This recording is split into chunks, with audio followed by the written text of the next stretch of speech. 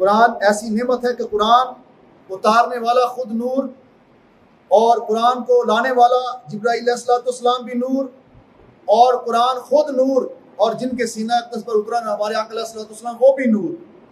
चार चार नूर है और इन्हें कौन मिटा सकता है? जहां चार नूरों का इज्तिमा हो जाए उन्हें कौन मिटा सकता है? देने वाला नूर, लाने वाला नूर, लाया गया नूर, जिसको दिया गया वो नूर। तो ये नूर नूर और नूर है हमारे भाई, इसे कोई मिटा नहीं सकता।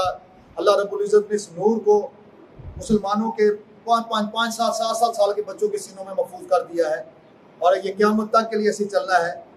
अगर अल्लाह ने समझ और अकल दी हो, कभी किसी के नसीब में कोई रोशनी तो हो सकता है उसे इतनी बात समझ में आ जाए। और बड़े बड़े लोगों को अल्हम्दुलिल्लाह बड़े बड़े वाक़यात आप सुनते रहते हैं कि बाज़ लोग कुरान पाक को झुटलाने के लिए, इसको गलत साबित करने के लिए बाज़ काफ़िरों ने इसका मुतालिया शुरू किया, लेकिन मुतालिया करते करते करते वो जनाब उसके आगे हथियार डाल के मुसलमान हो गए। उन्होंने बता दिया कि इंसानी बस की बात नहीं है ये।